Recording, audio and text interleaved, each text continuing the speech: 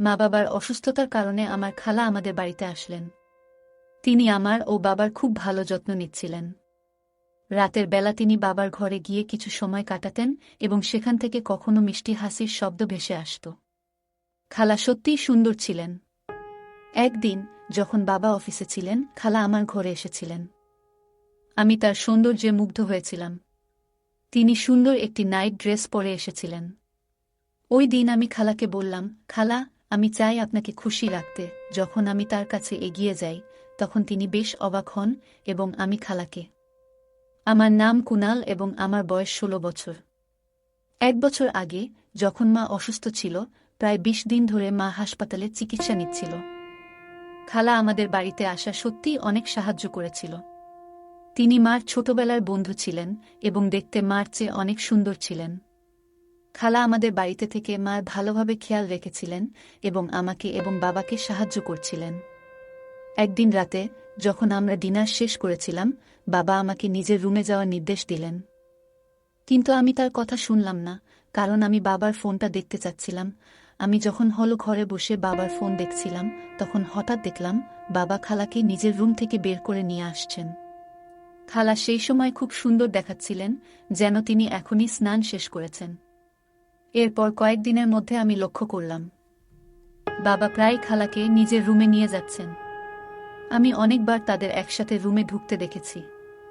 আমার মনে অনেক প্রশ্ন উঠছিল, এটা কি হতে পারে? মা তো বিছানায় অসুস্থ এবং আমি তার খারাপ অবস্থায় খুবই চিন্তিত ছিলাম। মা তখন বিছানায় শুয়েছিল, নানা ধরনের ওষুধ খাচ্ছিল। সেই দিন রাতে আমি যখন বাবার রুম থেকে কিছু অদ্ভুত শব্দ শুনলাম, তখন আমি চুপচাপ নিজের রুমে চলে গেলাম। আমার মন খুব অস্থির হয়ে উঠেছিল, কিন্তু আমি কিছুই বুঝতে পারছিলাম না। একদিন রাতে আমি হোল ঘরে বসেছিলাম, কারণ আমি জানতাম যে খালা কিছুক্ষণের মধ্যে বাবার রুম থেকে বের হবেন। আমি তাই অপেক্ষা করছিলাম। অনেক সময় পর খালা বাবার রুম থেকে বের হলেন এবং খুব ক্লান্ত লাগছিল। তার শাড়ি কিছুটা অগোছালো এবং পুরো শরীর ঘামে ভেজা ছিল। তিনি কোনো কিছু না দেখে একদম চুপচাপ নিজের রুমে চলে গেলেন। আমি ভাবলাম, খালা বাবার রুমে কেন গিয়েছিলেন? তাই আমি ধীরে ধীরে তার পিছনে গিয়ে তার রুমে ঢুকে পড়লাম। যখন আমি খালার রুমের দরজা খুললাম, তখন তিনি আমাকে দেখে একটু অবাক হলেন। তিনি এতই ক্লান্ত লাগছিলেন যে যেন আর কোনো শক্তি ছিল না। খালা দরজার দিকে তাকাতে গিয়ে আমাকে দেখে একটু চমকে উঠলেন। আমি খালাকে প্রশ্ন করলাম, তুমি বাবার রুমে কি করছিলে? আর সেখান থেকে যে অদ্ভুত শব্দ আসছিল, সেটা কি ছিল? খালা কিছু বলতে যাচ্ছিলেন, ঠিক তখন পেছন থেকে বাবা আসলেন। বাবা আমার কাঁধে হাত রেখে বললেন, কুনাল, রাত প্রায় ১২টা বাজে, তুমি এখনো কেন ঘুমাতে যাওনি? কেন তুমি এত অযথা প্রশ্ন করছো? ডিনার খাওয়ার পর তো আমি তোমাকে রুমে যেতে বলেছিলাম, তুমি তখন কেন হলে বসে আছো?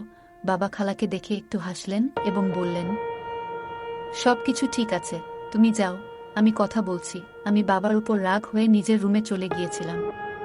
পরের দিন সকালে নাস্তা করতে গিয়ে আমি বাবার সাথে কিছুই কথা বললাম না, কারণ তিনি রাতের বেলায় খালার সামনে আমাকে অযথা বকেছিলেন। খালা, যিনি সত্যিই খুব সুন্দর এবং মডেলের মতো, তার সামনে আমাকে রাগ করায় আমার খুব খারাপ লাগছিল। তখন খালা আমার পাশে এসে দাঁড়ালেন এবং আমার মাথায় হাত বুলিয়ে শান্তভাবে বললেন, কুনাল, তুমি তো আমার ছেলে মতো, আমি জানি তোমার মন খারাপ হয়ে গেছে। রাতের বেলায় বাবা তোমাকে রাগ হয়েছিল, তাই তোমার মুড খারাপ হয়েছে। পরে খালা বাবার দিকে তাকিয়ে বললেন, কুনাল এখন বড় হচ্ছে, তার সাথে এমনভাবে কথা বলা উচিত নয়। বাবা তখন একটু নতমুখে খালার দিকে তাকিয়ে বললেন, হ্যাঁ, তুমি ঠিক বলেছ। খালা বাবাকে বলার পর আমি অনুভব করলাম কিছুটা শান্তি, কারণ বাবা নিজেই আমাকে সবার সামনে মাফ চেয়েছিলেন। তারপরে আমি বাবাকে মাফ করে দিয়ে হাসতে হাসতে নাস্তা করলাম। বাবা মায়ের জন্য নাস্তা প্রস্তুত করে চলে গেলেন অফিসে। পরে যখন বাবা অফিস চলে গিয়েছিলেন, আমি আর খালা একে অপরের সাথে কিছু সময় কাটাতে শুরু করলাম। খালা নিজের রুমে চলে গিয়েছিলেন এবং কিছু সময় পর আমি নাস্তা শেষ করে তার রুমে গিয়েছিলাম।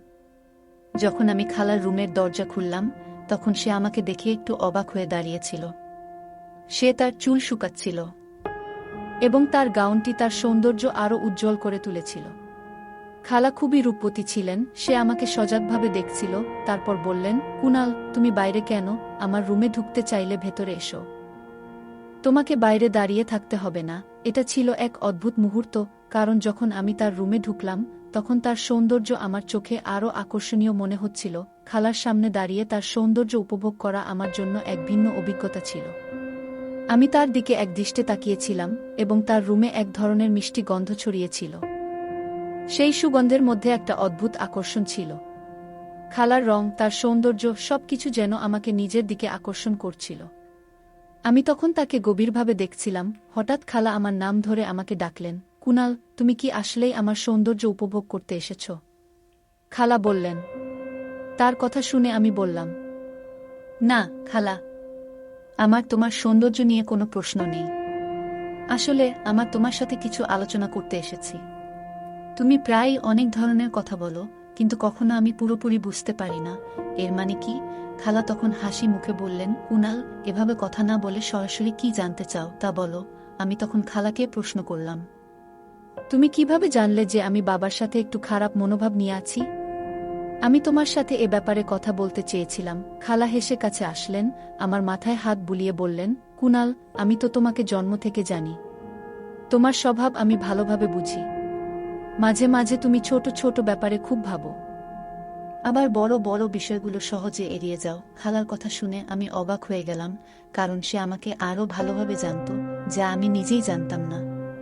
তার কথা সত্যি ছিল, এবং সেই সময় আমার মনে হলো আমি কিছুটা পরিবর্তন করতে চাই। এরপর যখন আমি খালার রুম থেকে বের হতে যাচ্ছিলাম, তখন খালা আমাকে থামিয়ে বললেন, কুনাল, তুমি কি আমার একটু সাহায্য করবে? আমার ডান পায়ে একটি নুপুর বেঁধে পড়াতে হবে, আর তোমার সাহায্য দরকার। আমি হাসতে হাসতে বললাম, অবশ্যই খালা। খালা তার নুপুরটা আমার হাতে দিলেন। যখন আমি তার পায়ে বসে নুপুরটা পরাচ্ছিলাম, তখন আমার চোখ গিয়ে পড়েছিল তার পায়ের উপর, এবং সেই নুপুরটা তার সোনালি ত্বকে খুব সুন্দর লাগছিল। যখন আমি তার পায়ে হাত বুলিয়েছিলাম, তখন আমার মধ্যে এক অদ্ভুত অনুভূতি তৈরি হলো। আমি ঠিক বুঝতে পারছিলাম না কেন এমন হচ্ছে, তবে দ্রুত নুপুরটি পরিয়ে দিয়ে আমি রুম থেকে বের হয়ে এলাম। কিছু সময় পর আমি খালার আওয়াজ শুনতে পেলাম। আগের মতো তিনি আমাকে ক্লাসে ছেড়ে দিতে আসতেন, আর আজও তিনি আমাকে ডাকলেন। আমি ব্যাগ নিয়ে বাইরে বের হলাম। খালা মার স্কুটিতে ছিল, যাতে আমাকে ক্লাসে পৌঁছে দিতে পারে। তিনি ওই দিন কিছু ভালো পোশাক পরেছিলেন। আমি তাকে জিজ্ঞাসা করলাম, খালা, তুমি কোথাও যাচ্ছ কি? তিনি হাসি মুখে বললেন, হ্যাঁ, তোমাকে ক্লাসে ছেড়ে দেওয়ার পর আমি একটু বাজারে যাব। কিছু কাপড় কিনতে হবে, নিজের জন্য আর তোমার মায়ের জন্য। আমরা কথোপকথন করতে করতে বাজারে পৌঁছলাম, এবং আমি ক্লাসে চলে গেলাম। ক্লাস শেষে খালা আমাকে নিতে আসেননি, তাই আমি নিজেই বাড়ি ফিরে এলাম। বাড়িতে এসে দেখি বাবা অফিসে এখনও আসেননি এবং মা তার বেডে শুয়েছিলেন। আমার খুবই ক্ষুধা লাগছিল, তাই আমি খালাকে জিজ্ঞেস করতে গেলাম, কিছু খাবার আছে কি? যখন আমি খালার রুমে ঢুকলাম, তখন দেখলাম সে নিজের পোশাক পরিবর্তন করছে। তার রুমের দরজা সাধারণত খোলা থাকত, আর সে কোনোভাবেই বুঝতে দিত না যে কিছু অস্বাভাবিক হতে পারে। যখন আমি দরজা খুললাম, দেখলাম খালা আয়নাতে নিজের ছবি দেখে যাচ্ছেন। আজ তিনি বাজার থেকে কিছু নতুন পোশাক কিনেছিলেন, এবং তার বিছানায় ছোট ছোট কিছু কাপড় ছড়ানো ছিল। খালা তখন এক নতুন পোশাকে দাঁড়িয়েছিলেন। তিনি বললেন, কুনাল, দুপুরে আমি বাজারে গিয়েছিলাম। আমি জিজ্ঞাসা করলাম, খালা, এই পোশাকগুলো তুমি কিনেছ? এর মধ্যে কোনটা আমাকে ভালো লাগবে? খালা আমাকে তার বিছানায় বসিয়ে দিলেন। তারপর নিজে বাথরুমে গিয়ে কাপড় পরিবর্তন করতে লাগলেন। কিছু সময় পর খালা একের পর এক পোশাক বদলাতে থাকলেন। এক সময় যখন তিনি শেষবার বাথরুমে গিয়েছিলেন, হঠাৎ আমি তার চিৎকার শুনলাম। আমি দ্রুত বাথরুমে গিয়ে দেখলাম যে খালা বাথরুমের শাওয়ার চালু করে ফেলেছিলেন, এবং তিনি পুরোপুরি ভিজে গিয়েছিলেন। পানি থেকে ভয়ে খালা আমাকে গলা জড়িয়ে ধরলেন। খালা সংস্পর্শে আমি খুবই অস্বস্তি অনুভব করছিলাম। তিনি আমাকে বলছিলেন, শাওয়ার বন্ধ করে দাও কুনাল, কিন্তু ওই মুহূর্তে আমি তার কথায় ঠিকভাবে মনোযোগ দিতে পারছিলাম না। শেষে খালা একটু দূরে সরে গিয়ে শাওয়ার বন্ধ করলেন। আমি খালাকে এক দৃষ্টিতে দেখছিলাম, কারণ তার পরিহিত পোশাকে সে খুব সুন্দর লাগছিল। ছোট আকারের একটি নাইট গাউন তার উপর বেশ মানিয়ে যাচ্ছিল। যখন আমি বাথরুম থেকে বের হলাম, তখন বাইরে বাবার আওয়াজ শুনতে পেলাম। তার আওয়াজ শুনে আমি তাড়াতাড়ি খালার রুম থেকে বের হয়ে আসার সিদ্ধান্ত নিলাম। যাবার সময় খালা আমাকে বললেন, কুনাল, আমাকে ভুলে যেও না। তোমার মতামত কি? এই পোশাকের মধ্যে কোনটা আমাকে সবচেয়ে ভালো লাগছে? আমি ফিরে তাকিয়ে বললাম, খালা, তুমি যেটা পরেছ সেই পোশাকে তুমি সবচেয়ে সুন্দর লাগছ। তারপর আমি তার রুম থেকে চলে আসলাম। বাবা আমাকে দেখতে আসার আগে আমি চুপচাপ নিজের রুমে চলে গেলাম। সেই রাতে ডিনার খাওয়ার পর আমি দ্রুত নিজের রুমে চলে গিয়েছিলাম, কারণ আমি বাবার সাথে কথা বলতে চাচ্ছিলাম না। রুমে গিয়ে আমি কিছুক্ষণ বসে থাকলাম, কিন্তু ঘুম আসছিল না। মনে হচ্ছিল আমাদের বাড়িতে কিছু অস্বাভাবিক কিছু ঘটছে। যখন আমি রুম থেকে বের হলাম, তখন দেখলাম মায়ের রুমের দরজা একটু খোলা, কিন্তু বাবা কোথাও ছিল না। আমি চোখে চোখে খালার রুমের দিকে তাকালাম এবং দেখলাম তার রুমের দরজাও খোলা ছিল। আমি ভিতরে গিয়ে দেখলাম খালা এখনও সেই একই নাইট গাউন পরিহিত অবস্থায় দাঁড়িয়েছিল, যেটা সে দুপুরে পরেছিল। আমি কিছুটা অবাক হয়েছিলাম, কারণ আমি বুঝতে পারছিলাম না বাবা এত রাতে খালার রুমে কি করছেন। আমি বাবার হাত খালার কাঁধে দেখতে পেলাম, আর যখন তারা রুম থেকে বের হওয়ার জন্য ঘুরছিলেন, আমি দ্রুত সেখান থেকে সরে যাওয়ার সিদ্ধান্ত নিলাম। বাবা তাড়াতাড়ি রুম থেকে বের হয়ে নিজের রুমে চলে গেলেন। আমি আবার খালার রুমে চোখ বুলালাম। তিনি বিছানায় বসে তার মুখ হাত দিয়ে ঢেকে রেখেছিলেন। তার অবস্থা জানতে আমি রুমে ঢুকলাম এবং দরজা বন্ধ করে দিলাম। খালা আমাকে দেখে বললেন, কুনাল, তুমি এখনো ঘুমাওনি? আমি বললাম, আমার ঘুম পাচ্ছে না, তাই ভাবলাম তোমার সাথে কিছু সময় কাটাই। খালা হাসি মুখে বললেন, আমারও ঘুম আসছে না, বসো, কিছুক্ষণ গল্প করি। খালা আমাকে তার পাশে বসিয়ে দিলেন। তারপর আমি তাকে একটা প্রশ্ন করতে চাইলাম, খালা, বাবা এখানে কি করছিলেন? কিন্তু আমি প্রশ্নটা করতে পারলাম না, কারণ যখনই আমি এমন প্রশ্ন করতাম সবকিছু আরও জটিল হয়ে যেত।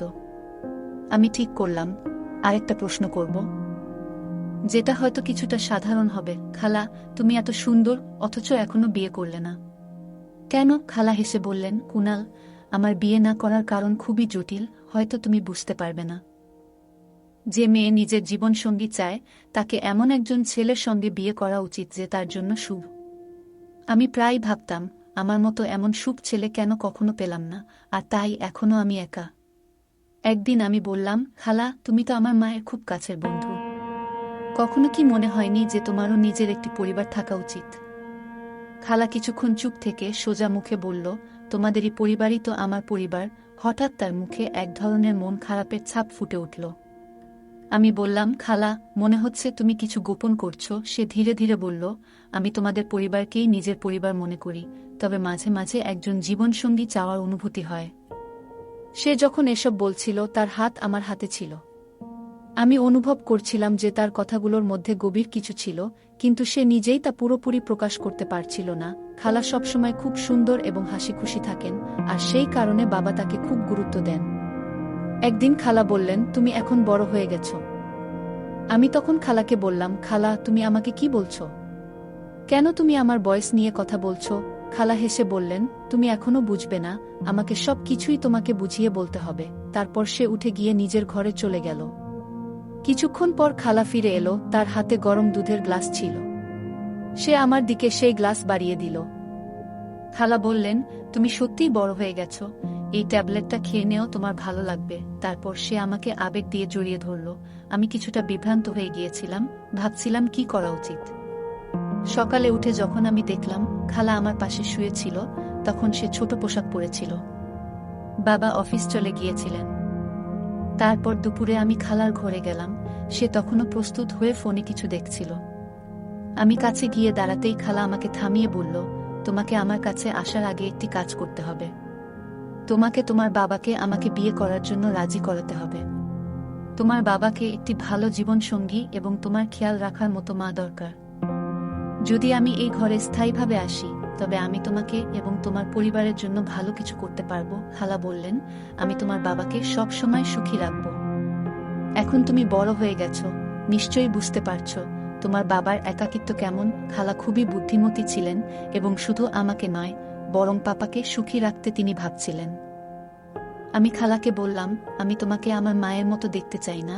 খালা তখন আমাকে একটাও কথা বলার সুযোগ না দিয়ে বললেন, তুমি যদি তোমার বাবাকে আমাকে বিয়ে করার জন্য না বলো, তাহলে আমি রাতে যা কিছু ঘটেছে তার সবকিছু পাপাকে জানিয়ে দেব। এটা শুনে আমি হেসে উঠলাম।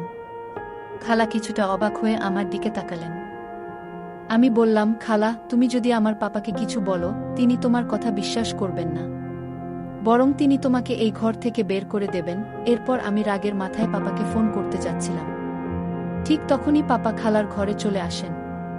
খালা পাপাকে সবকিছু বলার চেষ্টা করেন, কিন্তু পাপা খালার কথায় বিশ্বাস করলেন না। তিনি বললেন, কুনাল সবকিছু জানে, তুমি এখানে কেন এবং কি জন্য এসেছ সেটা সে জানে।